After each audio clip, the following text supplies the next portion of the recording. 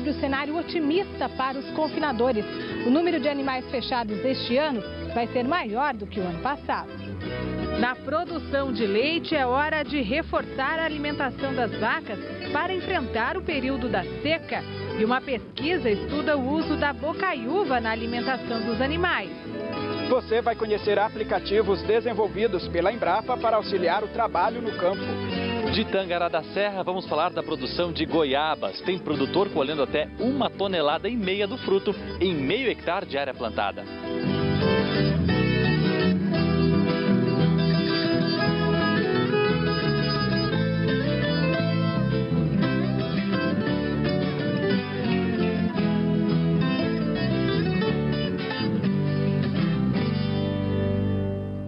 Olá, muito bom dia! Seja bem-vindo ao MT Rural. A gente abre o programa com ferramentas tecnológicas desenvolvidas pela Embrapa. São aplicativos que podem auxiliar na gestão das propriedades e também no acompanhamento de rebanhos e lavouras. Que tal uma forcinha para conhecer os detalhes de cada estágio de desenvolvimento da lavoura, ou ainda saber o que ela necessita para crescer saudável? Esses são objetivos do aplicativo Dr. Milho criado pela Embrapa. Com ele é possível cadastrar as áreas plantadas com o cereal e receber orientações de como fazer um manejo adequado. Basicamente, ele pede também a data de plantio ou data de emergência, na hora que as primeiras folhas, né, emergem do solo. Ele te dá a possível estágio, né, fenológico, estágio reprodutivo da planta. Ele dá ao seu final, né, uma série de possibilidades de manejo, de cuidados que o produtor tem que ter, né, na sua visita técnica. A plantação que fica na área experimental da Embrapa em Sinop, no norte do estado, foi cadastrada também. O milharal está na fase de preenchimento de grãos, tudo dentro do previsto, levando em consideração a data em que a lavoura foi plantada.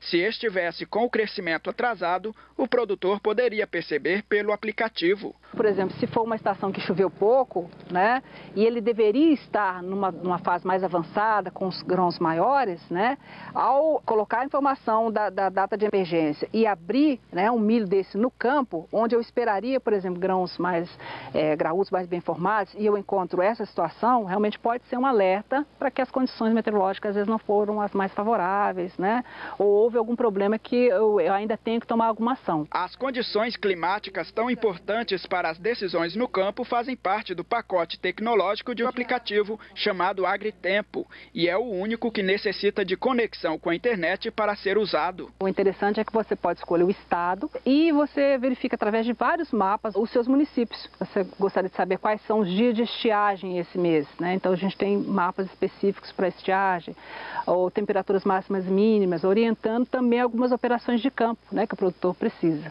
Outro aplicativo desenvolvido pela Embrapa é a Roda da Reprodução. O papel é contribuir com a produção leiteira. Ele ajuda os criadores a organizar as informações relacionadas ao ciclo de reprodução das vacas. Nesse caso, um gráfico, né, que representa uma roda realmente com os 365 dias, com os 12 meses. Eu tenho lá alguns estágios importantes da fase reprodutiva das novilhas ou das vacas, né? Então, a hora que ela pare, possíveis intervalos de 21 dias são as possibilidades de cio, alguns períodos no gráfico em que, por exemplo, há atividade de palpação para confirmar essa prenhez ou não. O objetivo dos aplicativos não é substituir o profissional técnico. Na verdade, ele reúne uma série de dados e disponibiliza eles de forma organizada, facilitando o trabalho no meio rural. O produtor, hoje em dia, ele tem que se profissionalizar, né? Ele se chama empreendedor rural, então informações de pesquisa estão à disposição, sem custo, validadas, então o produtor realmente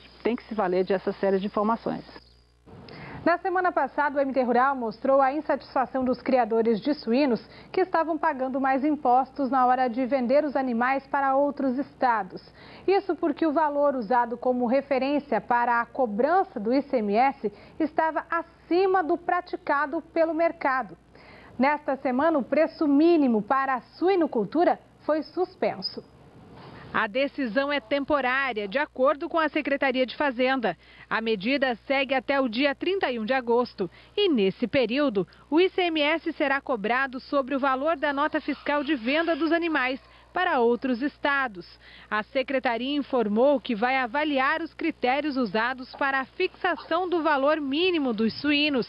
A Cefaz também publicou a redução na lista de preços de outros 10 produtos agrícolas, entre eles algodão, cana-de-açúcar, milho e soja. E a seguir, como planejar a alimentação do rebanho na seca, quando a produção de leite tende a diminuir.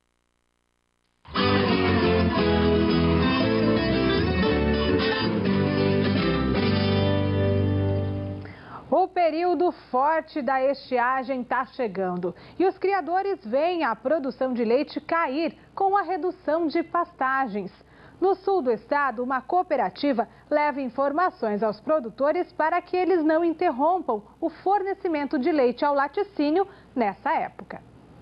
Já faz 25 anos que a dona Zilmar investe na pecuária leiteira, mas foi há 8 que ela viu a produção aumentar. Antes, cada vaca era ordenhada apenas uma vez por dia e o rendimento não passava de 10 litros de leite por animal. Hoje, são 2 ordenhas diárias, com produtividade média quase 3 vezes maior. Para chegar nesses resultados, dona Zilmar precisou fazer algumas adequações. 2 delas são consideradas principais pela produtora: fazer o controle de todas as informações da propriedade e mudar a alimentação dos animais. O braquiarão foi trocado pelo capim-mombás. E não foi só isso não. Houve um incremento na adubação e o pasto utilizado passou a ser todo irrigado. A vaca, ela é o que come, né? Os mesmos animais, ela tem possibilidade de aumentar mais, comendo melhor. Então é aumentar a comida. Não precisa de você comprar mais vacas, você tem.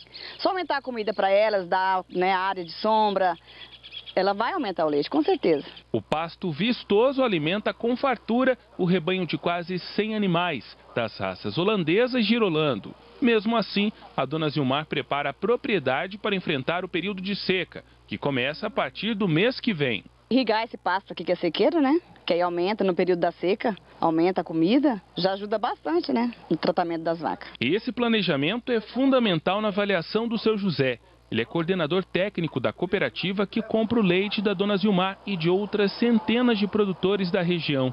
Quem for preparar, o que ele tem que fazer? Agora na seca, escolher uma área, fazer uma análise de solo, fazer uma correção e programar, fazer conta, programar quantas vacas eu vou alimentar, por quanto tempo e que tanto de comida eu tenho que ter para esses animais. Isso é uma questão de planejamento. Este ano, o pessoal da cooperativa está em alerta. É que no primeiro trimestre, a produção de leite caiu quase 10% em Mato Grosso, segundo o IMEA.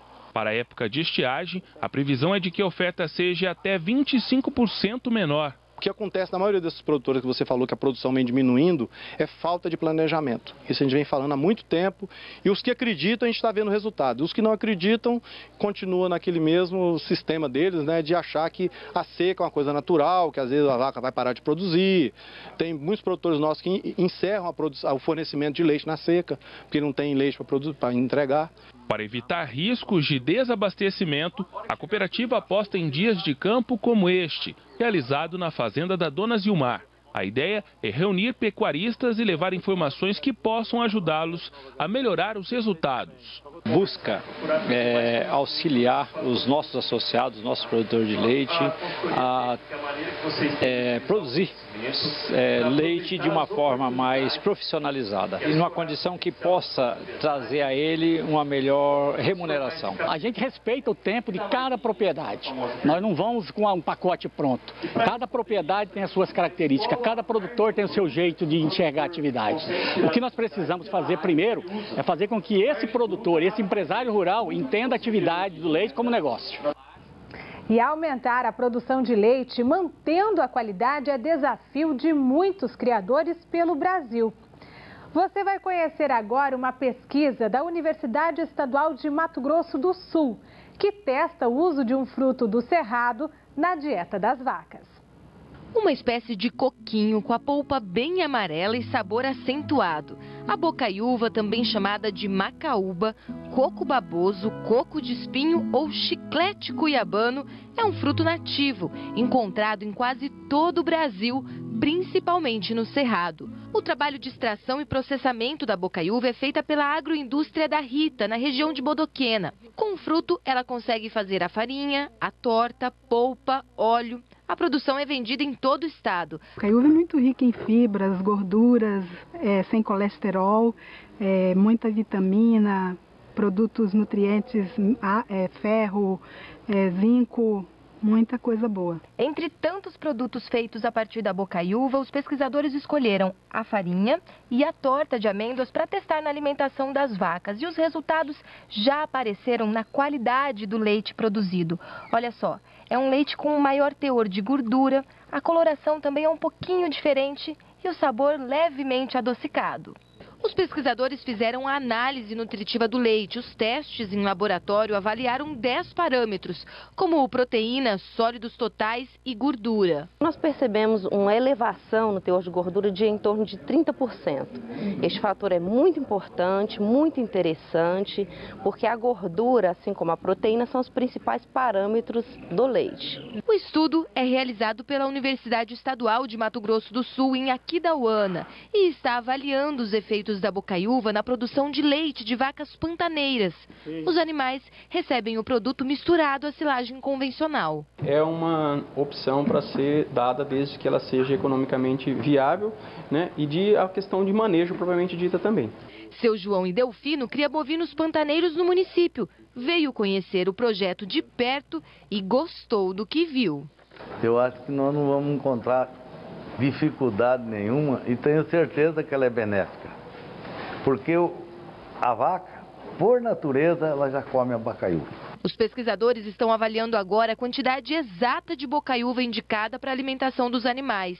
Iniciamos, por exemplo, com 200 gramas do produto, 400, 600, 800, 1 kg, 1,2 kg, 1,4 kg por dia.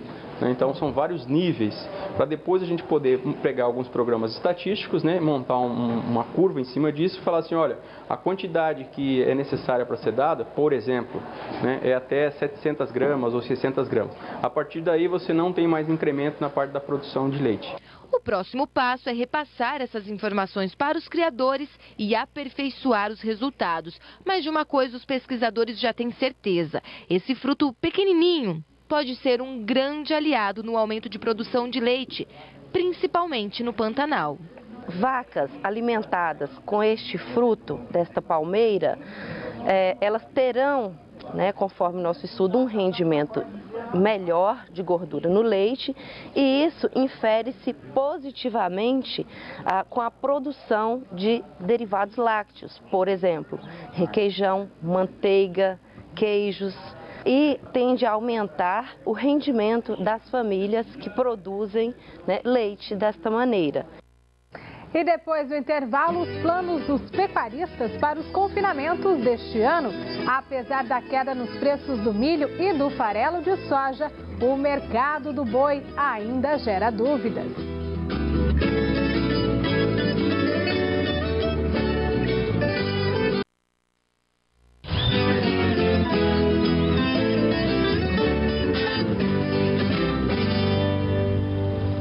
MT Rural de volta. A produção de goiaba tem ganhado espaço no oeste do estado. Isso porque o fruto produz muito bem na região. O que está faltando por lá é organizar o mercado para vender tudo o que sai do campo. A propriedade do seu Valdomiro é pequena, 3,5 hectares. Com espaço limitado, é preciso escolher bem no que vai investir. A goiaba foi uma aposta certeira. De dezembro a março, que ela produziu, digamos, em média de 1.500 quilos, né? No valor de R$4, ela é um preço bom para nós. O pomar tem meio hectare e foi plantado há 3 anos, quando o seu Valdomiro enxergou no manejo simples e na baixa oferta da fruta na região, bons atrativos. Que eu achei que ele ia ser uma lavoura que, desde que você plantou ela no chão, você não tem que estar todo ano replantando e tal. De início eu já peguei 50 mudas dessa e plantemos aqui, né? E foi muito bem. A produção até hoje Não tem dúvida, ela é excelente a produção dela. Todos esses pés são da goiaba vermelha, de mais fácil comercialização. Eles produzem o ano todo, mas o período de maior safra é entre dezembro e março. Para ter uma produção mais regular, o pomar é irrigado e o solo está sempre coberto, já que as goiabeiras gostam de umidade. Também é preciso podar frequentemente os pés, geralmente uma vez por mês. Por tradição, o seu Valdomiro só faz esse desbaste na lua nova. E tem ramas que ela não está madura ainda, então eu tenho que, de repente eu posso podar todo mês e da vez não posso podar todo mês. Se ela não está preparada, não adianta podar, que ela não vai produzir. O ponto certo do corte é nessa intersecção, onde começa a brotação. A poda favorece o surgimento de novos frutos. Em 6 meses já tem goiaba para colher. Elas são arrancadas ainda verdes e precisam ser rapidamente encaminhadas para o consumo, porque em 2 dias elas já estão amarelando e com mais 3 já começam a apodrecer. Apesar de não conseguir aproveitar toda a produção, o seu Valdomiro não deixa nenhuma fruta apodrecendo no chão. É que elas atraem as moscas responsáveis pelo indesejado bicho da goiaba. Ao contrário do que muita gente pensa, o bicho da goiaba não entra na fruta quando ela já está com tamanho grande. Na verdade, é uma mosca que coloca uma larva nesse período da floração. O bicho fica adormecido dentro da fruta durante todo o crescimento e só acorda quando ela chega nesse tamanho, que é o ponto certo da colheita e também da venda. O combate é feito com monitoramento frequente e pulverização química, uma vez por semana. O que o agricultor ainda não descobriu é como combater o pselídeo, o inseto que faz as folhas encolherem nas pontas. A resposta ele buscou em um encontro técnico realizado pela Unemat. Aqui, a praga é controlada com aplicação de veneno. Para alcançar o topo das árvores, o ideal é usar uma bomba costal motorizada. Para evitar as manchas, o pessoal da Unemat descobriu também que dá para ensacar os frutos, assim, com envelopes de papel. Com as frutas com 1 centímetro de diâmetro. Então é uma fruta bem novinha, a gente ensaca com o saco, faz 2 cortinhos na parte inferior do saco para que a gente tenha uma aeração dentro da fruta. E aí isso favorece muito que o inseto não tenha contato com a fruta. O seu Valdomiro acha que vai dar trabalho. E dependendo da propriedade e dependendo da quantidade de árvores, a mão de obra é difícil. Ele não consegue fazer tudo aquilo ali. Além de informações, por aqui o público também vê como o cultivo de frutas pode ser rentável. Cada uma dessas goiabeiras aí, por exemplo, tem capacidade de produzir até 22 quilos do fruto em 3 meses. A dona Elisete sonha em construir uma agroindústria para produzir polpa de fruta. Que é uma fruta assim, como é que eu vou te dizer, praticamente tradicional, né? Todo mundo conhece, todo mundo gosta, faz o doce, né? O suco, come a fruta. O encontro também discute o mercado da fruta, outro tema que interessa ao seu Valdomiro. Na última safra, ele só conseguiu vender 1/3 da produção. Uma parte a gente conseguiu levar para os porquinhos, outra parte poderia ser debaixo do pé. Não tem um comércio certo para ela. Então a parte que estava boa na hora de colher, ia para a feira. A outra parte eu não tinha venda na feira, não tinha venda nos mercados, você deixava no pé e no outro dia você voltava, ela já estava madura. O que deu para guardar foi transformado em polpa e ainda está no congelador. Para os pesquisadores da Unemat, uma boa alternativa é montar associações de produtores de goiaba. A gente está tentando fazer com que as pessoas, os produtores, trabalhem em conjunto. Para que o quê? O cara só vem de lá de Cuiabá para buscar as frutas aqui se a gente tiver uma quantidade acima de talvez 4.000 quilos. Se esse produtor se organizar para juntar essas produções e entregar lá, a gente consiga preços bons e em quantidades e qualidade boa. Alguns pecuaristas que trabalham com o confinamento de gado ainda estão em dúvida para 2017. Isso porque, apesar da queda nos preços do milho e de outros insumos, o preço da arroba do boi para os próximos meses ainda é incerto. Quem já se planejou está otimista.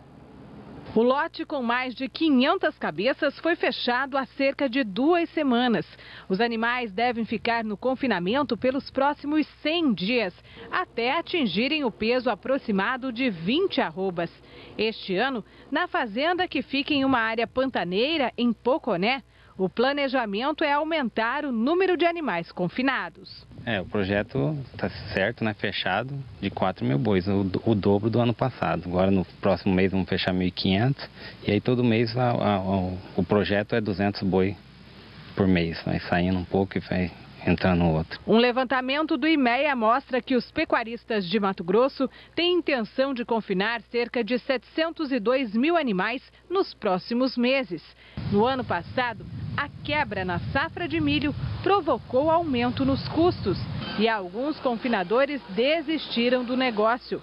O total de animais confinados chegou a pouco mais de 615 mil, quase 18% menos do que estava previsto. O gasto com a alimentação dos animais deixou de ser a preocupação dos pecuaristas. Este ano, os preços de boa parte dos insumos usados na ração caíram, principalmente o do milho. O pecuarista está pagando cerca de R$ 330 pela tonelada do cereal. Em 2016, nessa mesma época, a tonelada de milho custava mais de R$ 510. Ano passado, enquanto nós tínhamos milhos aí chegando até R$ 35, esse ano aqui, hoje, ainda não estamos na colheita, ainda na safra realmente, e nós já estamos com milho aí de R$ 20 colocado na fazenda, algo até menos, dependendo da logística, vai de cada realidade, de cada região. Então, esse ano aqui, o milho não é problema e sim, na verdade, o milho esse ano está sendo muito benéfico para o confinamento. Outro item que está mais barato e de volta à dieta dos animais da fazenda é o farelo de soja. Voltou. Esse ano, graças a Deus, pelo valor, nós conseguimos trabalhar com farelo de soja. O ano passado, nós chegamos a fechar a R$ 1.200 a tonelada. Esse ano já estamos fechando em média R$ 800. Aí dá para usar de novo. Dá para usar de novo, né? Anima. Apesar dos custos mais baixos no coxo, ainda tem um item que causa dúvida aos confinadores. É o mercado de venda do boi gordo. Em Mato Grosso, a arroba está em torno de R$ 125.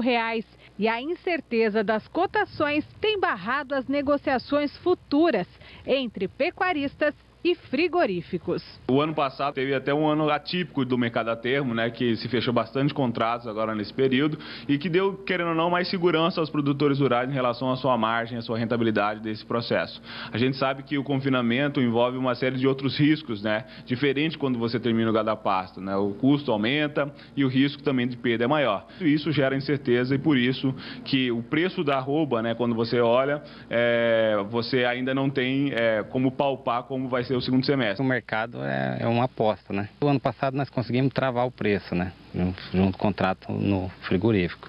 Esse ano não, então não sabemos o que pode acontecer, né? Se vai subir o preço ou abaixar. Então essa é a incerteza maior nossa hoje. O MT Rural fica por aqui. Uma semana produtiva a todos. Até domingo que vem. Tchau, tchau.